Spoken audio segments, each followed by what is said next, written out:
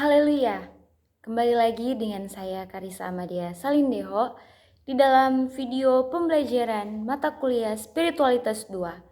Pada kesempatan video pembelajaran kali ini, saya akan menjelaskan satu materi dengan judul Hamba Tuhan yang Excellent.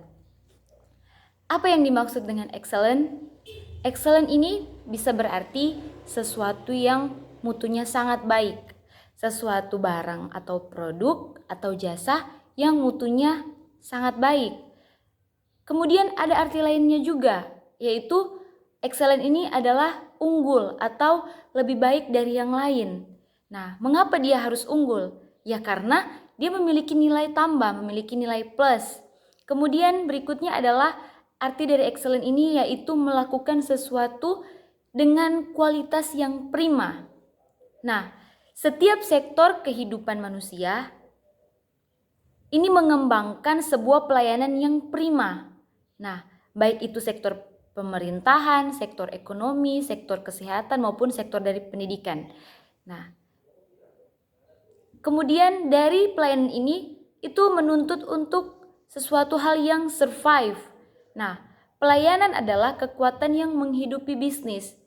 Jadi, pelayanan itu jika seseorang memiliki bisnis, kekuatan dari bisnis itu adalah sebuah pelayanan, sebuah pelayanan yang diberikan kepada seseorang, kepada konsumen misalkan, atau pejabat yang melayani rakyat akan mendapatkan hormat. Kemudian, kalau berbicara tentang konsep dunia, tentang excellent ini, maka kita akan mendapatkan sesuatu hal yang berbicara tentang kepuasan.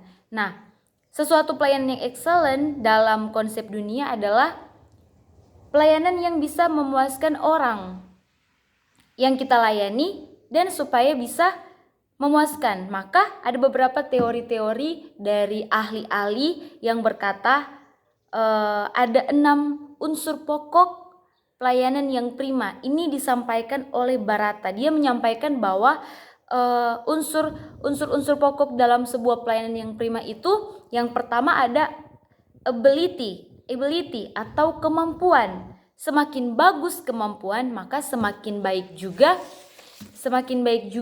pelayanan yang diberikan, sehingga semakin tinggi kepuasan daripada si penerima pelayanan tersebut. Kemudian yang kedua ada attitude atau sikap.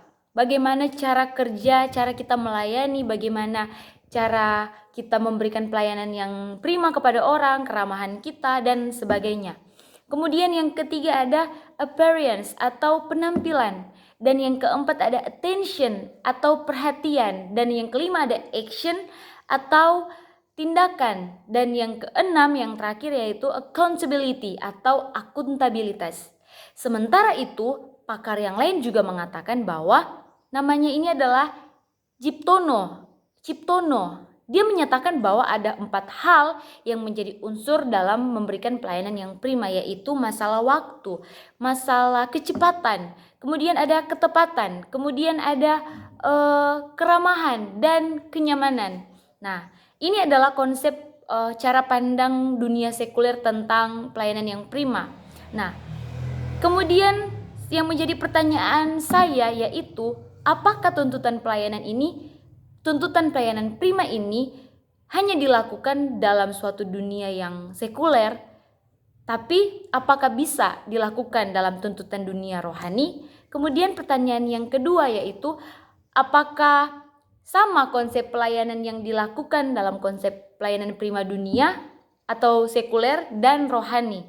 Nah, materi ini akan menjelaskan pelayanan yang excellent dan konsep prima dalam dunia yang rohani.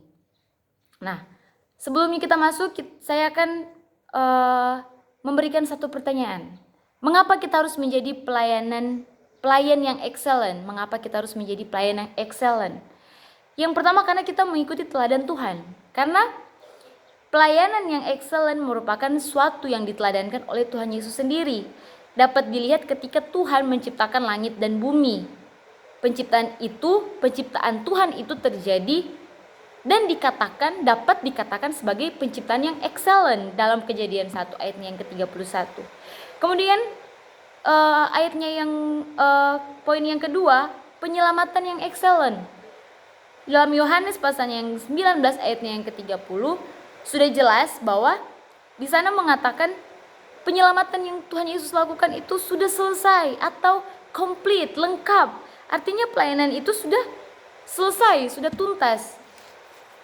Tetapi kata selesai itu bukan hanya diartikan sebagai selesai waktunya dan pekerjaannya, tetapi juga finish di sini artinya sempurna, sudah genap apa yang Tuhan lakukan, penyelamatan yang Tuhan lakukan. Dan penyelamatan itu dikatakan penyelamatan yang excellent. Nah, kemudian ketika Yesus memberi makan 3.000 orang, itu di dalam Matius pasalnya yang ke-14 ayatnya yang ke-16, di mana dia juga bertanggung jawab, dia memberikan makanan yang rohani seperti firman Tuhan kepada banyak sekali orang pada waktu itu.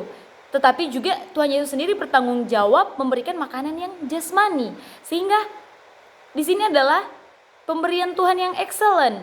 Kemudian ada juga ajarannya yang excellent dalam Matius pasalnya yang ke-15 ayatnya yang ke-17 sampai 48.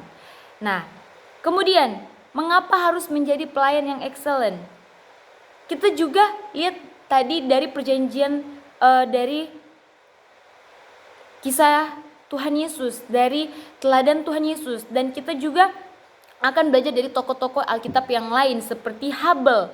Kalau kita lihat Habel dalam Ibrani pasal yang ke-11 ayatnya yang ke-4, Habel mempersembahkan korban lebih baik daripada Kain. Kemudian pada pembuatan bait suci 1 Tawari 20 ayat yang ke-5, di mana Daud membuat bait suci lewat desain dan rencananya. Dan yang melakukan itu adalah Salomo, di mana Daud dan Habel ini juga menjadi tokoh dalam Alkitab yang melakukan pekerjaan atau pelayanan yang excellent. Kemudian ada juga Maria dalam Matius 26 ayatnya yang ke-7 sampai yang ke-8. Maria memberikan pelayanan yang excellent kepada tamu dengan mengurapi kaki mereka dengan minyak wangi. Nah, sesuatu yang dilakukan oleh Maria ini lebih daripada orang lain lakukan. Kemudian ada juga Rasul Paulus dalam 1 Korintus 15 ayatnya yang ke-10. Dia meneladani kepada dia melayani kepada orang-orang kafir, dia melayani kepada orang-orang berdosa yang pada saat itu tidak mengenal Tuhan, tidak mengenal Yesus, tidak tahu Yesus itu siapa. Nah, dia melayani juga di dunia yang luas seperti Asia Kecil dan bahkan Eropa. Nah, kemudian pelayanan yang dilakukan oleh Rasul Paulus ini, dia melewati juga pengalaman-pengalaman yang pahit di dalam hidupnya, kemudian juga melewati tantangan pergumulan yang sangat luar biasa. Tetapi pelayanan dari seorang Rasul Paulus ini adalah pelayanan excellent. Kenapa? Karena Rasul Paulus melakukan dengan segenap hati, dengan ketulusan jiwa. Sebab itu Rasul Paulus mengatakan seperti dalam Kolose pasal yang ketiga ayat yang ke-23, seperti ini bunyinya. Apapun yang kamu perbuat, perbuatlah dengan segenap hatimu seperti untuk Tuhan dan bukan untuk manusia. Itu menekankan bahwa pelayanan dari seorang Rasul Paulus ini memang benar-benar adalah pelayanan yang excellent.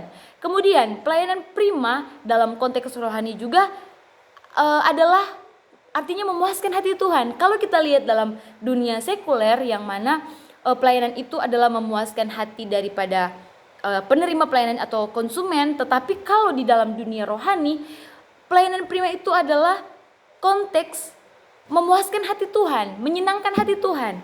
Nah, kemudian bagaimana menjadi seorang pelayan yang excellent?